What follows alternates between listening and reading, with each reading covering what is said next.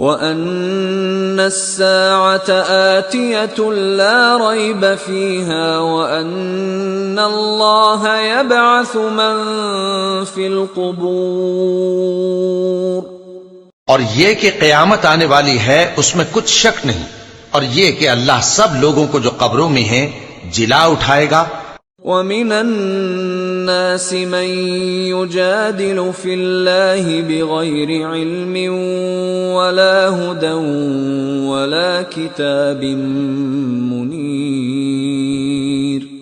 اور لوگوں میں کوئی ایسا بھی ہے جو اللہ کی شان میں بغیر علم کے اور بغیر ہدایت کے اور بغیر کتاب روشن کے جھگڑتا ہے۔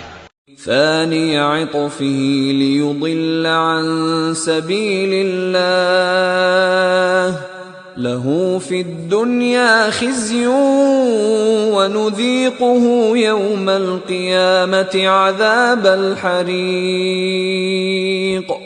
اور تکبر سے گردن موڑ لیتا ہے تاکہ لوگوں کو اللہ کے راستے سے گمراہ کر دے، اس کے لیے دنیا میں ذلت ہے اور قیامت کے دن ہم اسے عذاب آتش سوزاں کا مزہ چکھائیں گے۔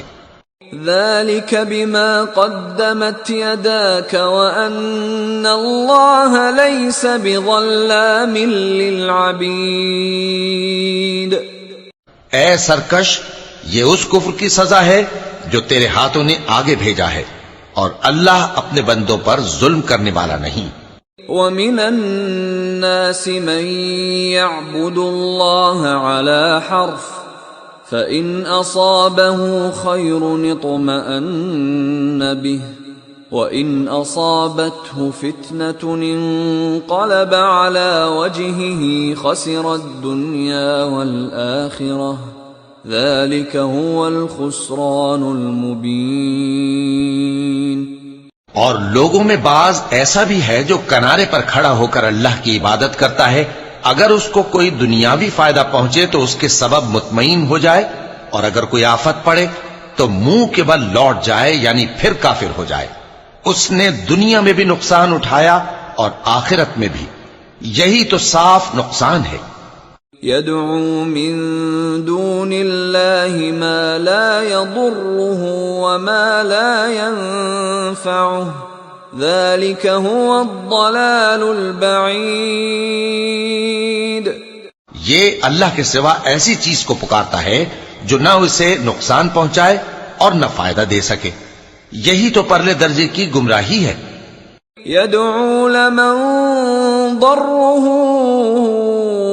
أَقْرَبُ مِن نَّفْعِهِ لَبِئْسَ الْمَوْلَى وَلَبِئْسَ الْعَشِيرُ۔ بلکہ ایسے شخص کو پکارتا ہے جس کا نقصان فائدے سے زیادہ قریب ہے، ایسا دوست بھی برا اور ایسا ساتھی بھی برا۔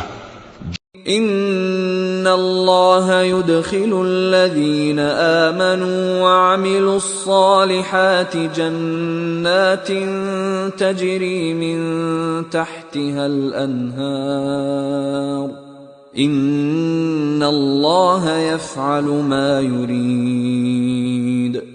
جو لوگ ایمان لائے اور عمل نیک کرتے رہے، اللہ ان کو بہشتوں میں داخل کرے گا جن کے نیچے نہریں بہ رہی ہیں، کچھ شک نہیں کہ اللہ جو چاہتا ہے کرتا ہے۔ من كان يظن أن لن ينصره الله في الدنيا والآخرة فليمدد بسبب إلى